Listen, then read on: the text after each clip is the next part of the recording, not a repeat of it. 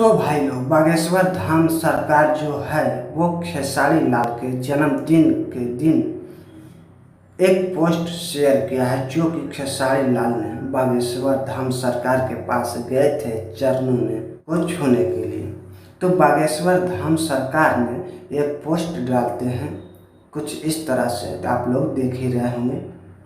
और इसमें लिखता है, पूज्य सरकार के लाडले और भोजपुरी सुपरस्टार गुरु भाई खेसारी लाल यादव जी को जन्मदिन की अंत शुभकामनाएं, बधाई। बागेश्वर धाम परिवार आपके उज्जवल और मंगलमय जीवन की कामना बालाजी सरकार के श्री चरणों में निवेदित करता है।